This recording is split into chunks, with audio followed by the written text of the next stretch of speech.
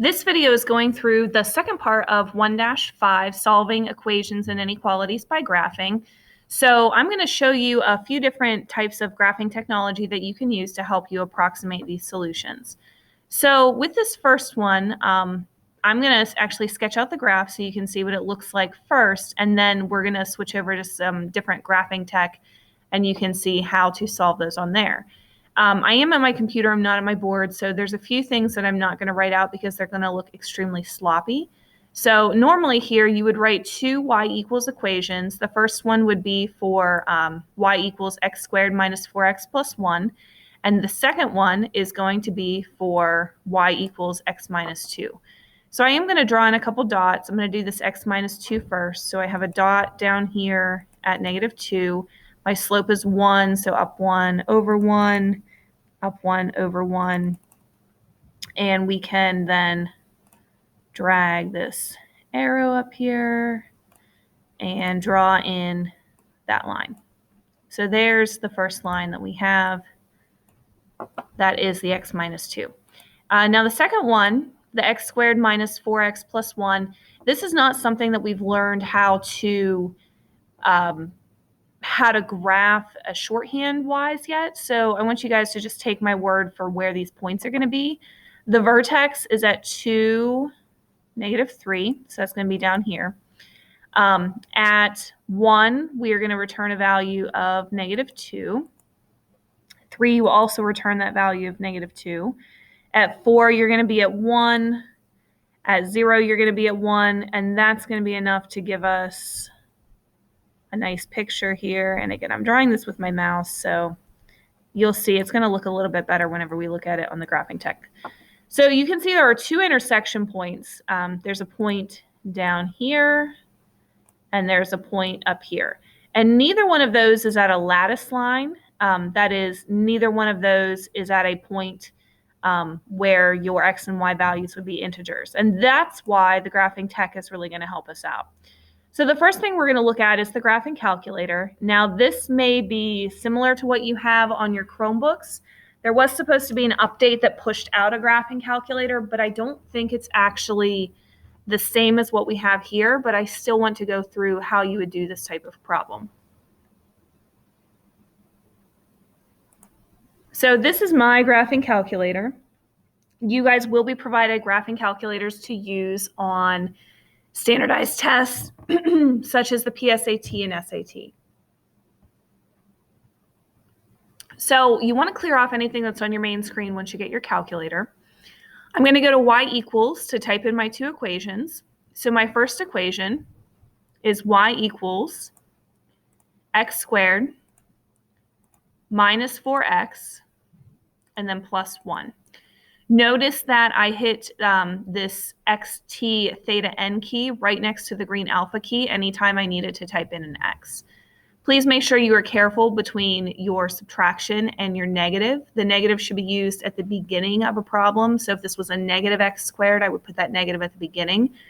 Otherwise, if you have something in the middle, like the subtract 4x, I have to use the subtraction key. The graphing calculator is very picky about syntax, which is how you type things in. So you need to make sure that you use the subtraction and you use the negative in the correct place. Ignore what I have down here in Y2. I have this saved on my calculator. This is the calculator I use to display to the class whenever we go through things. So this I use for calculus. So I'm actually going to go down to Y3 to type in my second equation. Y2 is not going to affect our outcome at all. And if we remember what our problem was, we have an x minus 2. So y equals x minus 2.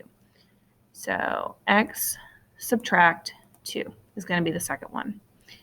Once I press graph, then I should get a nice picture of what's going on. And everything is color-coded. So my y1 was blue. Notice that's my blue equation here. And my y3, which if you were doing this on your own calculator, you would be looking at y2. That is orange. And you can see I have the same intersection points that I did whenever I sketched this out by hand. So we have one of the intersection points that's between 0 and 1, and another one that's in between 1, 2, 3, 4, and 5. To calculate these on the graphing calculator, you're going to press the second key, and then you're going to press the trace key. Trace brings up the calculate menu. So all these options written in blue, you can access by pressing the second key. So those are the second functions. So calculate gives us this list of 7 different things that we can calculate. The first 5 are what we're going to be using in class. 6 and 7, those are things that are used in calculus, so you will not have to use 6 or 7 for in here. So I went option 5. I went intersect. I want to know where these lines are going to intersect.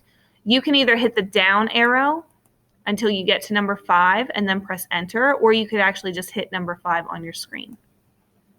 And now it's going to ask us a couple of questions. The first question is going to say first curve. So basically the calculator is trying to narrow down which curves you want to find intersections of. Now we only have 2 that are graphed on our screen, but you could store up to 10 different equations. So it is important that you are selecting the correct curve that you want to use. And by the way, they use curve for everything. I know my orange line, it is a line, it's not a curve, but everything is a curve to the graphing calculator. So that question won't change. So yes, I'm happy with my first curve being the blue one. I can hit enter, and then it'll switch and it's going to ask me for my second curve. So my second curve, again, I want it to be a different equation. So we have the orange line here. If you do need to toggle between equations, you can hit the up or down arrows and it'll toggle through everything that you have. So you see if I press up, it jumps back to the blue. Well, I already selected that for my first curve, so I don't want to select it for my second curve as well. So I want to make sure that I do go back to that orange curve. Now it's going to ask guess. Now typically with guess, you can just press enter and move on and it's going to give you your solution. However, because this problem has 2 different places where you're intersecting with your 2 lines, or your curve and your line, you need to make sure that you move your cursor using the left and right arrows so that it is close to where the intersection actually occurs. If you don't move your cursor so that it's close to the one that you want to find, it may give you a different intersection value than the one you're actually looking for. So I'm close to my intersection. I'm going to hit enter. And your answer is not final until it actually says intersection. Remember, the y value does not matter here because I added the y's into the equation to graph. So your solution is x equals 0.697. If it doesn't specify how many decimal places to go to, I want you guys to use 3. So x equals 0.697 is going to be the first one. So I'm actually just going to type that over here. Typically, I would use a squiggly equal sign to indicate that I did round, but because I'm just typing this on the computer, there's an easy way to type that, so I'm just going to let that one go. Now to find the second curve, we don't have to go back and type in the equations again because they're already saved on our calculator, but I do have to go back and perform the intersection again. So I'm going to press second, trace, go down to number 5 and select intersect. First curve, again, it's saying blue curve, so that's perfectly fine. I'm going to press enter. Second curve is the orange one, so again, that's fine. I can press enter. And now it's asking me to guess. Well, I want this solution, this intersection over here on the right-hand side, so I have to move my cursor so that it is close to where that other intersection occurs. So the computer knows to look over there instead of where I was at before. I press enter. And I get my solution, my intersection. Again, I'm ignoring the y. So the x value would be 4.303. So x equals 4.303. So those are my 2 solutions. If they do not specify how many decimal places you need to go to, 3 is always a safe bet. You'll see in our next example, they only want you to go to the nearest 10th, so you can just round to 1 decimal place. So this is using the graphing calculator. There's also an app on the computer that you can use that is called Desmos. So you want to go to the website desmos.com, and this is a free graphing calculator. This is also an app you can download on your phone and use, and this is very helpful because it actually tells you what some of those important parts are for where your curves intersect. So I'm going to click graphing calculator in the middle. You can make an account and log in if you would like to, but it's not necessary to use some of the basic graphing features. So we're going to click in this box here, and let's just get rid of that toolbar here. I'm going to click in this box, and you may need to click down in the bottom to show the keypad so that you can type in the different things that you have. You can zoom in and out on the graph, and you can drag it around in any way that you need to, but I'm going to type in those same two equations that I typed into the graphing calculator on my computer. So I had y equals x squared. Notice how the graph is forming before I even have it finished typed in. That's one of the things that makes Desmos very useful is it shows you how your function is changing whenever you change the different values in it. So x squared minus 4x. Another thing that's interesting about this is there is no negative key. So on Desmos, negative and subtraction, you would use the same key for. And then I'm going to finish that out with a +1. And you can see there are these gray highlighted dots that are actually important parts of the function. So you have the y-intercept up here at 0, 1, x-intercept at 0.268, and at 3.732, and then you have 2, -3 as the vertex. So this is nice because you don't have to go through and calculate those. Desmos automatically tells you these are some important points for this problem. So I can click down here in Y2 now. I'm going to bring my keyboard back up, and I'm going to type in my other equation, which was y equals x minus 2. And again, one of the more powerful things about Desmos, it automatically tells me the y-intercept, the x-intercept, and it tells me where the two graphs intersect. That's one of the gray dots. If you want to make those gray dots permanent, you can actually click on them. And see, if I click on both of them, it actually makes them appear at the same time. So I don't have to worry about hovering over top of those. They're automatically there. So we got the same two answers that we got on the graphing calculator, 0.697 and 4.303. Okay, so that's Desmos. Very, very useful. So we're going to use Desmos for our next example. And then we're also going to go back and look at the graphing calculator. So one thing I want to point out here is this does say nearest tenth. So for example 4, we are going to be rounding to 1 decimal place.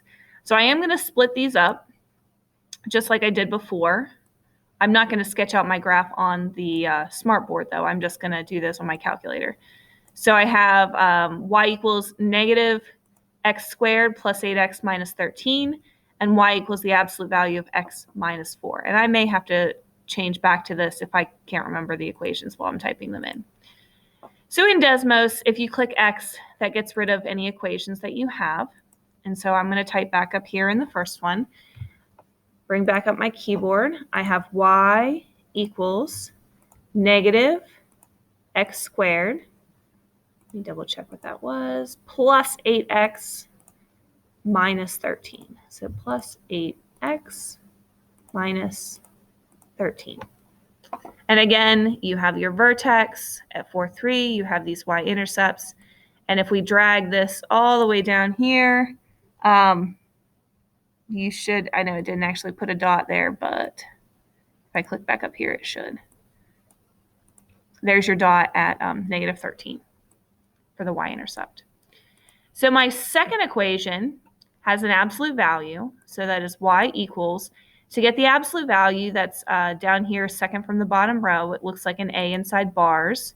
And then it's going to be x, let's see here, I think it's subtract, oh, the right one, x subtract 4. So x, I need to be in the absolute value though, so x subtract 4. So I need to make sure that that entire thing is inside the absolute value. And again, if you're looking here, I can click, and that holds my two solutions.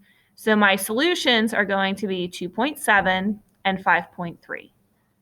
So I would come over here and I have x equals 2.7 and x equals 5.3.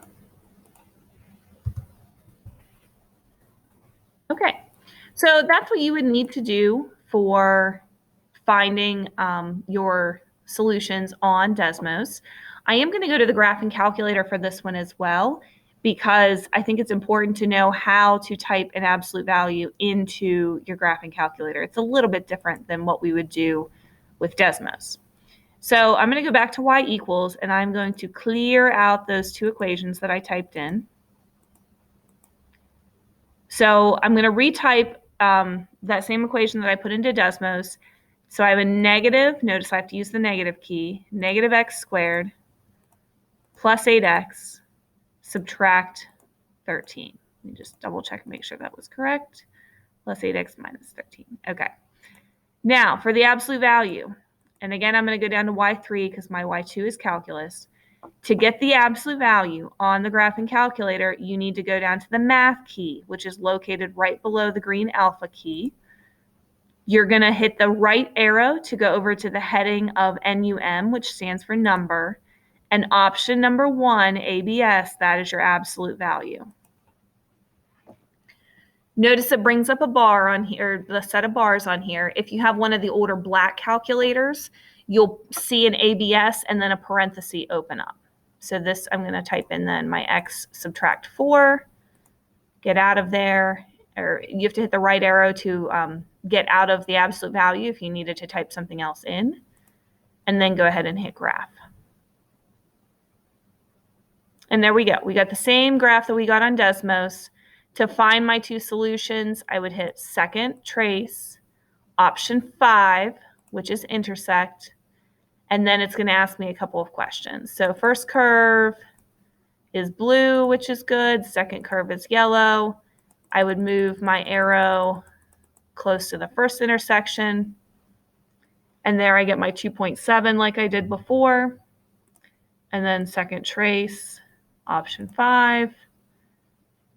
Blue is the first, yellow is the second. Notice they do put the ABS in up here whenever you're looking at what the orange notation is.